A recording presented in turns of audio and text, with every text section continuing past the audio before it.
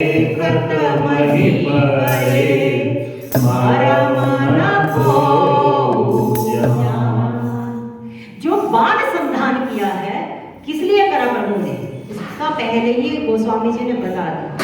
प्रभु मुस्कान सामुझी अभिमाना चाप चढ़ाई पान संधाना।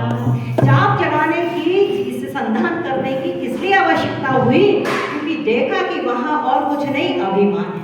कहते हैं कि जीव तो अन्न खाता है, परमात्मा जो है ना वो जीव का अहंकार और अभिमान खाता है। जब दिख जाता है कि व्यक्ति बहुत अभिमानी हो गया, अहंकारी हो गया, तो उसका इलाज कोई और कर ही नहीं सकता सिवाय परमात्मा। यदा यदा ही धर्म से ग्लानि भवति, तो जब जब धर्म की हानि होती है परमात्मा स्वयं आते हैं। क्योंकि ये जो अन्न है परमात्मा का कि मैं अपने जीव को साफ करना चाहता हूँ, उसको कलुषित नहीं देखना चाहता, क्योंकि अभिमान भी एक मानस रोग है। वो स्वामी जी कहते हैं अहंकार अति दुखद डमर रोग, कैंसर का रोग है। अब कैंसर का जो रोग होता है तो वो तो असाध्य रोग माना जाता है, तो उसके लिए उतना ही बड़े सर्जन की भी जरूरत होती है। तो अब बड़े सर्जन आए हैं, उन्होंने एक बाण संधान करके थोड़ा इशारा दिया कि तू अभी भी जागृत हो जा। और क्या कहते हैं गोस्वामी जी कि एक जैसे ही बाण डाला है तो छत्र मुकुट, छत्र भी गया, मुकुट भी गए, और तांडव जो उसके मंदोदरी के कर्ण फूल थे वो भी सारे के सारे हते एक ही बाण बस। और एक ही बाण चलता है प्रभु का। जब ताड़का को मारा ना तो एक बाण से, एक ही बाण ताड़का मारा, दूसरे की काम ही नहीं है, प्रभु का एक ही बाण चलता है। और एक बाण चलते ही जब ये टूटा है तो सबके देखत मही परे, मही मैंने पृथ्वी, सबके देखत मही परे मरम न हो जा। किसी को पता भी नहीं चला कि हुआ क्या, क्योंकि परमात्मा की ये करनी है। बिनु पद चलई सुनई बिनु साना, करम बिनु करम करई बिनाना, आनंद रहित सकल रस भोगी, बिनु मानी बताव जोगी, असी सब भांति अलौकिक हरि। पार्वती जी को महादेव समझा रहे हैं कि हे पार्वती, वो कौन है? बिनु पद चलई और सुनई बिनु का। कहते चींटी के नुपुर की भी आवाज वो परमात्मा सुनता है। इसीलिए कहीं पर भी किसी का कोई दिल ना दुखाए, क्योंकि कहते हैं गरीब को न सता, गरीब रो देगा तीन जहां से खो देगा। कई बार उसके लिए बोलना ही नहीं पड़ता, वो सबके अंतर की बात जानता है। और यहाँ पर तो गोस्वामी जी कहते हैं कि ऐसी घटना घटी है कि इतना महारस का आनंद ले रहा था रावण, और एक क्षण से भी कम समय के अंदर ये सब घटना घट गई और किसी को पता ही नहीं है, और धरती पे वो सब गिर चुके हैं। और गोस्वामी जी कहते कि अस बहुत करी राम सर प्रभु से युगाई दिशा, रावण सवास संग सब देखी महारस। प्रभु का काम ही है कि सोए हुए जीव को जगाना है। हम अपने अपने रसों में बहुत मस्त हो रखे हैं। एक बाण आता है और प्रभु, और ये कृपा है उनकी कि वो जीव को सचेत कर रहे हैं कि तू कहाँ अभिमान में यहाँ पर फंसा हुआ है, तू अभी भी समझ जा। तो गोस्वामी जी कहते कि ऐसा बोध करके भगवान का जो बाण था वो सब कर करा के आकर फिर दोबारा प्रभु के तरकस में आके फिर हो गया। क्योंकि प्रभु के जितने भी अस्त्र शस्त्र आयुध हैं वो सब दिव्य हैं, वो उनमें भी चेतनता है, और वो सब आ गया। और यहाँ जो रावण की सभा में पता ही नहीं चला किसी को भी हुआ क्या, और वो सब सशंक एकदम शंकित हो गए कि किसी को आते नहीं देखा, कोई जाते नहीं देखा, कोई चिड़िया तक नहीं हमें दिखी ऐसी, और ये घटना घट कैसे गई। और सब में एक भय की और व्याप्ति हो गई। वो स्वामी जी प्रसंग चलाते कह रहे हैं कि काम पर भूमि न मारुत विशेषा, अस्त्र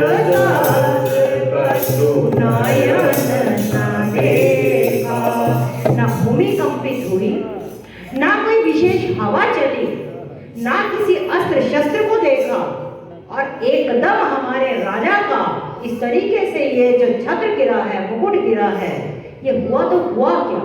जो आनंद की वहां सृष्टि हो रही थी, वो रस की जो सृष्टि हो रही थी, उस महारस को एकदम भंग हो गया, और लोग सब भयभीत से एकदम अचंभित से वहां पर उस सभा में खड़े हैं। ऐसा गोस्वामी जी वर्णन दे रहे हैं कि सोचा ही सब निज हृदय समाचारी, असगुण भयउ भयंकर भाई।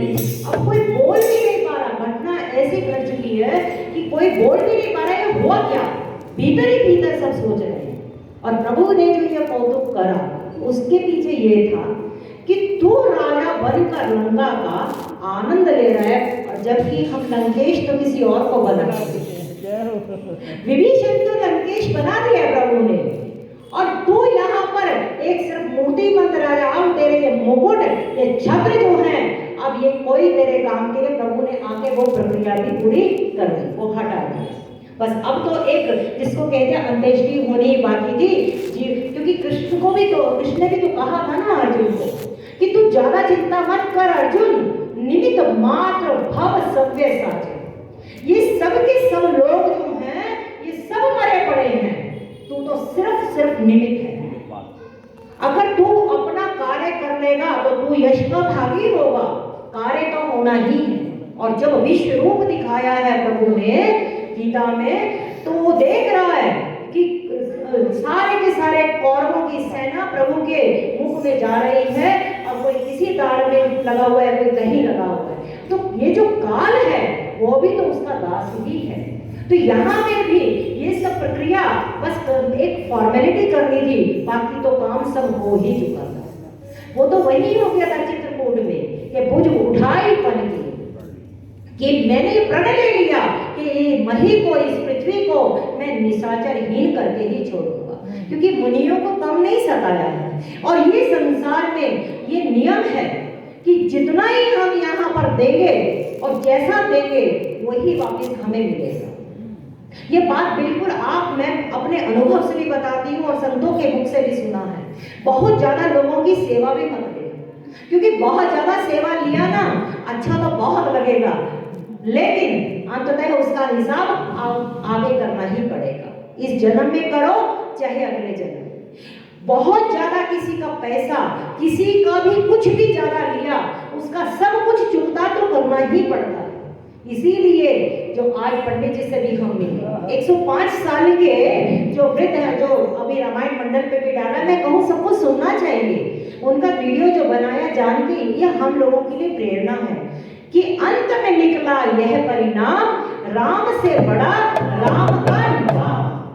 वो साफ कह रहे हैं कि तुम कुछ ही कर लो, अंत में तो नाम ही तुम्हारा साथी बनेगा। और उसके लिए उन्होंने बोला कि अभ्यास बहुत जरूरी है, जो गीता में भी बोला। गीता में अर्जुन ने बोला है हम जैसे लोगों की मानसिकता को लेते हुए कि मेरा मन बहुत चंचल है प्रभु, मेरा मन टिकता नहीं, मैं कैसे इस मन को संभालूं। तो दो ही बात बोली है उन्होंने, अभ्यास से और वैराग्य से। वैराग्य धीरे धीरे आएगा, उससे पहले अभ्यास बताया। करत करत अभ्यास के जड़मति होत सुजान। हमें नहीं लगता कि रोज जब हम मंदिर आते हैं यहाँ एक दिन ना आए तो भीतर ही भीतर गलानी होती है कि आज हमारा कुछ छूट गया। ये धीरे धीरे अभ्यास जब पक्का बन जाता है, वही हमारे संस्कार बन जाते हैं, और वही संस्कार हमारे जीवन की संपदा बन जाती है। तो इसीलिए अभी से नाम की जितनी महिमा प्रभु ने गाई है, और हमारे सामने बुजुर्ग भाई मैंने देखे हैं 80 साल के 70 साल के लोग भी बिस्तर पे पड़े हुए कैसे जीवन अपना कर रहे हैं, लेकिन उनकी वाणी में जो आज ओज था, कितना जोश था और तेज था, और जो उनके परिवार ने बोला कि कोई उनको बीमारी नहीं है, किसकी महिमा है ये? उस राम नाम की, उस प्रभु के प्रति एक विश्वास की। और ये ऐसी सब विभूतियां हमारे लिए बहुत प्रेरणादायक है कि अभी तो हमारा शरीर चलता है, अभी यहाँ पर हम समझ लें कि बहुत हो लिया, बहुत रात बीती, चलो मैं तो अभी ये सब गोस्वामी जी कहते ना, मोह निशा सब सोव निहार। और उनका मंत्र ये है, स्वस्थ रहने का मंत्र भी यही है कि वो हर समय राम नाम की माला करते हैं, राम नाम का नाम लेते रहते हैं। वो कहते हैं 24 घंटे राम नाम का नाम लेता हूँ, यही उन्होंने बताया। उन्होंने कहा कहीं जाओ, किसी भी अवस्था में हो, राम नाम को, प्रभु नाम को छोड़ो मत, क्योंकि अंत में राम नाम की माला जपेगा कोई दिलवाला, राम नाम की माला जपेगा कोई दिलवाला, जपेगा कोई दिलवाला, जपेगा कोई मतवाला, जपेगा कोई दिलवाला, जपेगा कोई मतवाला, श्री राम नाम की माला जपेगा कोई दिलवाला। हमें भजन तो आता है कि ये माला किस किस ने की, तो हम भी अपने जीवन का मंत्र बनाए कि जागत उठत बैठत हर समय हमारा हरि नाम ना छूटे, बाकी सब छूट जाए तो कोई चिंता नहीं। भाई ज्ञान कितना रहेगा पता नहीं लगता, कितना सुनते हैं, कितना दिमाग में पड़ता है, कितना जीवन में आचरण में आता है, वो तो हमें नहीं मालूम, लेकिन नाम की एक ऐसी संपदा है, राम नाम के हीरे मोती मैं भी कराऊं गली गली, ये तो रे कोई राम प्यारा शोर मचाऊं। कहते जब खाना ज्यादा खाया जाता है ना, खाना होता है ज्यादा, तो पुराने लोग ऐसे करते थे कि पहले थोड़ा सा चूरन खा लिया कि हजम हो जाए, और फिर थोड़ा स्वाद में तो खाया जाएगा, तो उसके बाद भी वो चूरन खाते थे कि वो अच्छी तरीके से हजम हो जाए। ये जो राम नाम का है ना, ये चूरन है जो कथा से पहले भी लिया जाता है और कथा के बाद भी लिया जाता है, कि जो हम ये खा रहे हैं, ये सब आनंद ले रहे हैं, ये हमारा पच जाए, बस ये समझ पक्की हो जाए, तभी तो माँ को कहते हैं माँ निर्मल मति कर दे, शुद्ध कर दे हमें, हम गंदे हैं, हमें इन विकारों से तू छुड़वा दे, दीन होकर। और फिर जय दीन प्यारे वेद पुकारे प्रभु श्री भगवान। आज प्रभु उसमें अभिमान देख रहे हैं, तो उसको भी संदेश दे रहे हैं रावण को, और गोस्वामी जी कहते हैं कि दस मुख देखी प्रभाव है भारी, बिहसी बचन ग्रह जुगति बनाई।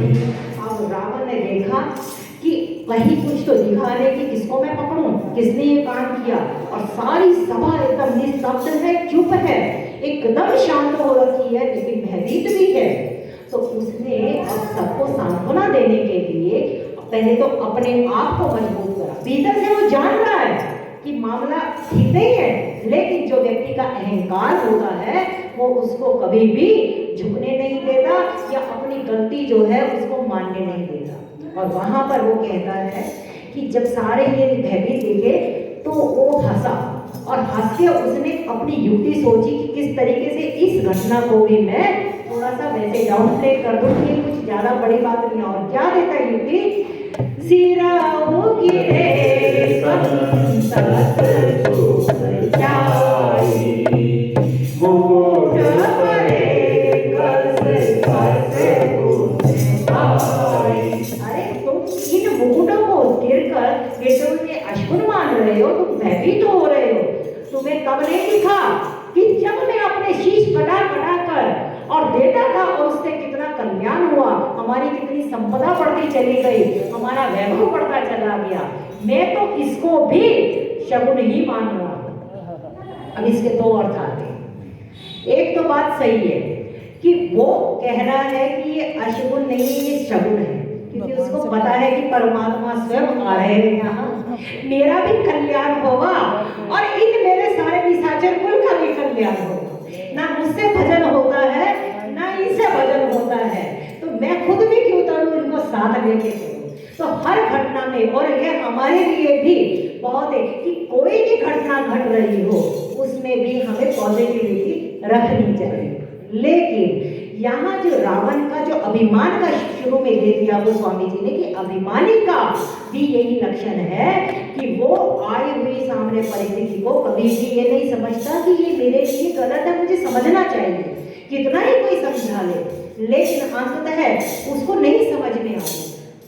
सती को भगवान शिव ने कितना समझाया कि सती तुम संशय मत करो, ये परमात्मा ब्रह्म है।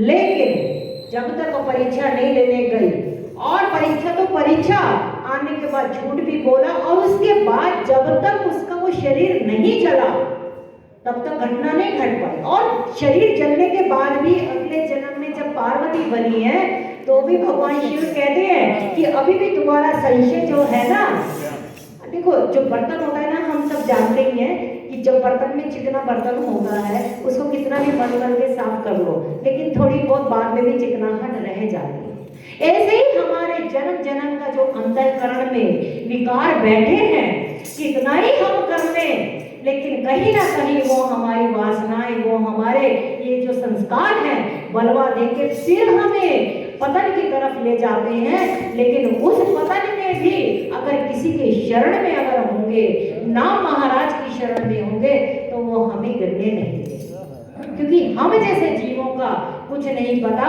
कि कब पतन की तरफ चले जाए। सावधानी हटी और दुर्घटना घटी।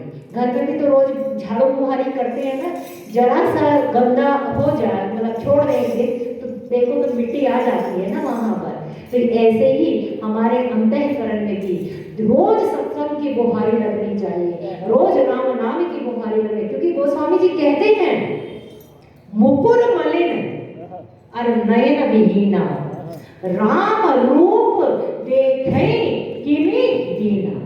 मुकुर मैंने मेरा जो भीतर हृदय रूपी दर्पण है, इस समय वो गंदा हो चुका है, और नयन में क्या है, ज्ञान विराग नयन उर्गाए, ना ज्ञान है ना विराग है। नयन हमारे है नहीं तो राम रूप किस तरीके से दिखेगा। तो इसलिए अपने हृदय को साफ करने के लिए सत्संग बहुत जरूरी है। इसीलिए तो कहते हैं निज मन मुकुर सुधारी। जो गोस्वामी जी की या हनुमान जी की रोज प्रार्थना में क्या कहते हैं कि निज मन मुकुर सुधारी। हनुमान चालीसा हमारे को शुद्ध भी करता है और सिद्ध भी करता है। इसीलिए बच्चों को भी और हमें भी नित्य प्रति जो भी हनुमान जी का चालीसा पढ़ता है, चाहे एक बार ही पढ़े, घटना घटेगी और धीरे धीरे। लेकिन देखो कभी कभी अगर किसी समर्थ का हमारे ऊपर शरणागति का वो नहीं है ना, हम लोग शरणागत नहीं है, तो ये सब किए हुए कर्म भी हमें अहंकार की तरफ ले जाते हैं, जिसका बहुत बड़ा उदाहरण हमारे पास रावण है। रावण वेदों का ज्ञाता, रावण पूरा प्रकांड पंडित है, ब्राह्मण है और भगवान शंकर का शिष्य है, लेकिन अभिमान तो देखो उसको भी नहीं पड़ा। तो बहुत सावधानी रखनी पड़ती है। और यहाँ रावण आज जुक्ति बनाकर अपनी सभा को फिर से एक बार हौसला देकर क्या कहता है कि इतने मेरे सिर कटे हैं और मैंने चढ़ाए हैं, तो मुझे तो हर जगह शुभ ही शुभ दिख रहा है। तो सयन करो निज निज समाचारी, गवने पवन सकल सिर नाई। तो ये नहीं कहा कि दोबारा से आनंद करो, डरा तो हुआ है, लेकिन अब ये कह दिया कि आप सब अपने अपने घर जाओ, अभी सो शांति रखो, कुछ भी ऐसा नहीं है जो तुम भयभीत हो रहे हो। और बाकी सब लोग वहां कुछ भी नहीं बोले और सब अपना सिर नवाकर रावण के सामने और अपने अपने घर चले गए, क्योंकि सबने समझ लिया है कि इसको समझाना जो है या इसके सामने कुछ भी कहना सब बेकार है। लेकिन जो पत्नी है उसको तो फिर भी लगता है कि मेरे पति को कभी उसका कल्याण ना हो, तो वो फिर से एक वेदन करती है। मंदोदरी इस समय बहुत डर चुकी है। वो स्वामी जी कहते हैं, मंदोदरी सोचे दूर बसे हो, जब के श्रवण पूर मणि बसे हो। अब पहले तो मंदोदरी वैसे ही चिंता थोड़ी रखती थी, लेकिन अब हृदय में उसकी चिंता बस गई। पक्का हो गया उसके हृदय में कि अब हमारा शुभ नहीं होने वाला है। और जब से उसके जो कर्ण फूल हैं, और किसी भी नारी के लिए जो उसके कर्ण फूल कांटे माने जाते हैं, उसके सुहाग की निशानी माने जाते हैं। अब ये इसकी सुहाग की निशानी ही अगर हट गई है, इससे बड़ा उसको कोई अपशब्द दिखाई नहीं दे रहा। और उसको पक्का हो गया कि ये माहौल अब ठीक नहीं है। अब तीसरी बार प्रमाणित करने के लिए अपने पति को वो फिर से समझा। देखो, ये गोस्वामी जी ने मानस के आधार पे भी कहा कि जब कोई तुम्हारे परिवार में कोई बड़ा तुम्हारे कल्याण के लिए बार बार समझाए, प्रमाणिकता से 3 बार आप प्रयास कर लेना, और फिर भी अगर वो न माने, तो होई सोई जो राम रचिया वो बड़ी तरस बढ़ावती। क्योंकि हर व्यक्ति की अपनी एक प्रारब्ध है, हर व्यक्ति का अपना एक भाग्य है। आप उनके भाग्य विधाता नहीं हो सकते। फिर भी मंदोदरी की अर्धांगिनी है, रावण की पटरानी है, तो वो फिर से अपने पति को समझाते हुए क्या कहती है, सजल नयन कहा चुप कर जोरी, सुनाऊं प्राणपति विनती मोरी।